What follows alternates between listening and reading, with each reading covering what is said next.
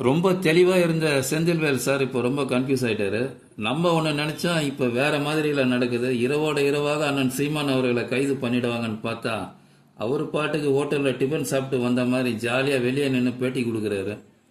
Opposite பார்ட்டியெல்லாம் வயிற்றுல புளிய கரைச்ச மாதிரி ஆகி போச்சு. இந்த வயிற்று பிரச்சனைனால உமாபதி சாரை துணைக்கி கூப்பிட்டுருக்காரு பேசுறதுக்கு. அண்ணன் சீமான் அவர்களை பார்த்து you are accused, you are not a leader. அக்யூஸ்டை என்ன கேட்கணும், எப்படி விசாரணை பண்ணணும் அப்படின்னு காவல்துறைக்கு தெரியுமா அப்படின்னு பாதிக்கப்பட்ட பெண்ணுக்கு வக்காலத்து வாங்குறாரு இவர்.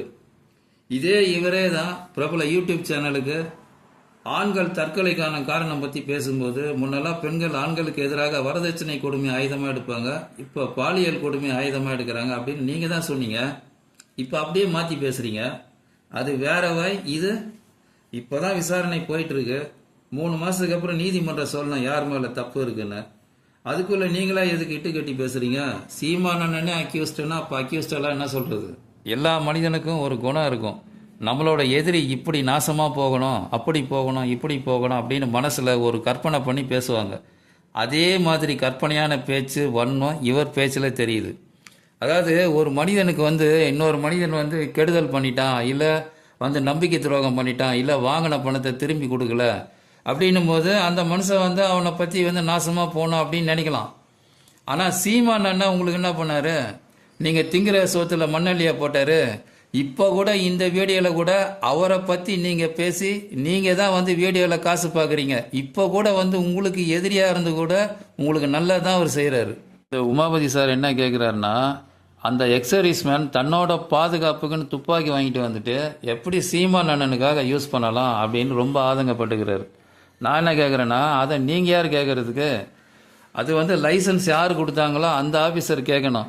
அப்போ கூட அண்ணன் அங்கே இல்லை, சீமான் அண்ணன் அங்கே இல்லை.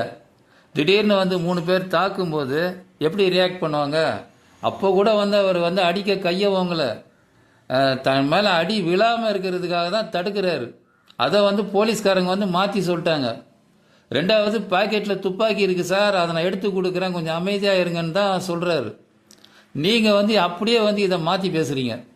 அப்போ அந்த போலீஸுக்கு உங்களுக்கு என்ன வித்தியாசம்? வாய் இருக்குன்னு எதை வேணால் பேசலாமா? செந்தில்வேல் சார் என்ன கேட்குறாருன்னா, அதிகபட்சமாக சீமான் அவர்களுக்கு என்ன தண்டனை கிடைக்கும் அப்படின்னு கேட்குறாரு. அதுக்கு இவர் என்ன சொல்கிறாருன்னா, அதுக்காக தூக்கு தண்டனையாக கொடுத்துட முடியும் அப்படின்னு கேட்குறாரு. இதெல்லாம் என்ன பேச்சு? உனக்கு தெரிஞ்சால் சொல்லு, இல்லை தெரியலன்னா விட்டுரு. அதுக்காக தூக்கு தண்டனை ஏன் அப்படி இப்படின்னு பேசுகிறீங்க நீங்கள்? அவருக்கு ஒரு குடும்பம் இருக்குது, பசங்க இருக்காங்க. அந்த பசங்கள்லாம் இதை கேட்டாங்கன்னா எவ்வளோ வருத்தப்படுவாங்க. இப்போ உங்களுக்கு ஒரு குடும்பம் இருக்கும், பசங்களாம் இருப்பாங்களா? உங்களை யாராவது இப்படி பேசுனா நீங்கள் ஏற்றுக்குவீங்களா, ஒத்துக்குவீங்களா? இதெல்லாம் என்ன பேச்சு பாருங்க, ஒரு நக்கல் பேச்சு. அதெல்லாம் பாவங்க, அவர் ஒரு தமிழர் அப்படின்றாரு. அவர் தமிழர்னு நீங்கள் சொல்லி தான் எங்களுக்கெல்லாம் தெரியணுமா? அப்போ இதிலிருந்தே தெரியுது நீங்கள் தமிழர் இல்லைன்னு. உங்கள் வாயாலே நீங்களே ஒத்துக்கிறீங்க. கரெக்டு தானே அது? அடுத்தது பாருங்கள், இந்த செந்தில்வேல் சார் என்ன பண்ணுறாருன்னா, இவ்வளோ நடந்தும் அந்த பெண்கள் எல்லாம் சீமான் பக்கம் தானே நிற்கிறாங்க. இன்னொன்று பார்த்தீங்களா, இந்த வீரப்பன் ஐயாவோட பொண்ணு அவங்க கூட அழுதுகிட்டே பத்திரிகைக்காரங்கிட்ட பேசிகிட்டு இருக்காங்க அப்படின்னு சொல்லியிருக்காரு. அதுக்கு இவர், ஐயோ அந்த பொண்ணெல்லாம் பாவங்க, நடுவில் ஒரு பீலா விடுறாரு. நான் சின்ன வயசுலேயே பார்த்துருக்கேன், இப்போ தான் நான் அதுக்கப்புறம் பார்க்குறேன்.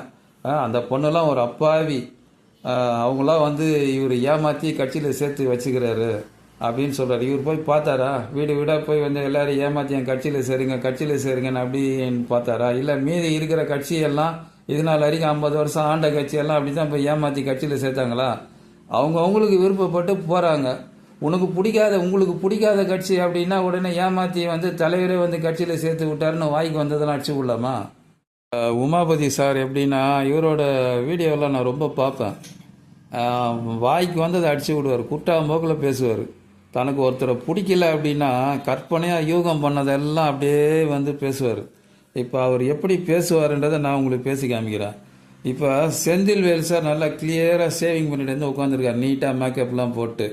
இவர் அப்படியே தூங்கி எழுந்து சேவிங் பண்ணாமல் உட்காந்துருக்காரு. நான் என்ன நினைக்கிறேன்னா, இவருக்கு இன்னைக்கு இன்டர்வியூ ஏதாவது வீடியோ இருக்குது அப்படின்ற இது தெரியாது. செந்தில்வேல் சார் நேற்று 12 மணிக்கே மெர்சல் ஆகிட்டு இருப்பார். என்னடா நம்ம ஒன்று நினச்சோம், இது வேறு மாதிரி போயிட்டு இருக்குது, நாளைக்கு ஒரு வீடியோ போடணும், நம்ம தனியாக பேசினா வேலைக்கு ஆகாது, இதுக்கு யாரை கூப்பிடலாம் அப்படின்னும் போது உமாபதி சாரை மனசில் வச்சுருக்காரு.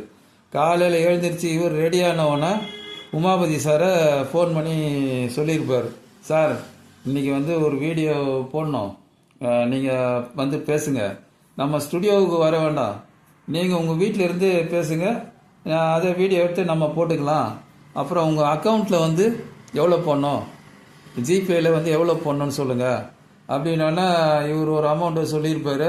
உடனே இவர் அக்கௌண்ட்டில் ஃபோன் மூலமாக பணத்தை போட்டிருப்பார். ஏன்னா எங்கள் அக்கௌண்ட்டில் பணம் வந்தால் தான் இவங்க பேசவே ஆரம்பிப்பாங்க, அந்த யூடியூப்காரங்க, யூடியூப்க்கு வந்து பேசுகிறவங்கெல்லாம். அப்படி நடந்திருக்கும் இந்த விவரம்லாம். இப்போ அதனால தான் இவர் வந்து காலையில் எப்போவுமே வந்து உமாபதி சார் வந்து சேவிங் பண்ணி நல்லா மேக்கப்லாம் போட்டு ஒவ்வொரு நாளும் கலர் கலராக ஒரு தொப்பியை போட்டு வந்தால் உட்காந்துருப்பார். இன்றைக்கி இன்னமும் அந்த தொப்பி வந்து கொஞ்சம் அழுக்காக இருக்கிற மாதிரி தெரியுது. ஏன்னா இருக்குது போட்ட தொப்பியெல்லாம் அழுக்காக இருந்திருக்கும், துவைக்கலை போல இருக்குது. அதனால் அழுக்கு தொப்பியிலேருந்து ஒன்று சரி இது கொஞ்சம் பரவாயில்லாமல் இருக்குன்னு எடுத்துன்னு வந்து தொப்பி போட்டு வந்து ஷேவிங் பண்ணாமல் கண்ணு கிண்டெல்லாம் தூக்க கலக்கத்தோடு இருக்குது, அப்படியே வந்து பேசுகிறாரு. நீங்கள் அந்த வீடியோவை பார்த்தா உங்களுக்கு புரியும். அதாவது தமிழ் கேள்வி யூடியூப் சேனலில் போய் இந்த வீடியோவை நீங்கள் பார்த்தீங்கன்னா உங்களுக்கு தெரியும். வாய்க்கு வந்து அதை அடித்து விடுறது. தனக்கு ஒருத்தர் பிடிக்கல அப்படின்னா அவர் என்னென்னலாம் வந்து தரந்தாழ்ந்து பேச முடியுமோ அப்படி பேசுகிறது. இப்போ இந்த வீடியோ இவங்க பார்த்தாங்கன்னா, பார்க்க மாட்டாங்க, பார்த்தாங்க அப்படின்னா என்னென்ன நினைப்பாங்க, இவர் வந்து நாம் தமிழர் கட்சியில் இருக்காரு, சீமானோட தம்பின்னு சொல்ல மாட்டார், தும்பி அப்படின்னாரு.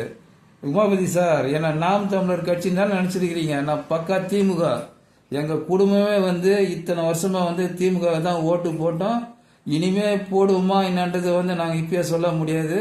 போன எலெக்ஷன் வரைக்கும் நாங்கள் திமுகவுக்கு தான் ஓட்டு போட்டோம். எங்கள் குடும்பத்தில் ஒருத்தர் வந்து அரசு வேலையில் இருந்தாங்க. அதனால் வந்து எங்களுக்கு வந்து கலைஞர் மேலேயும் நம்ம ஸ்டாலின் ஐயா மேலேயும் ரொம்ப வந்து மதிப்பு மரியாதை ரொம்ப இருக்குது.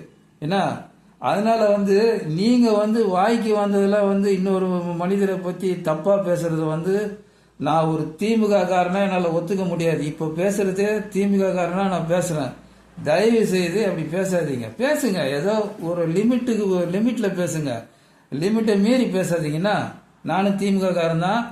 அது வந்து இதோட ஒரு மகிழ்ச்சியோட சொல்லிக்கிறேன்.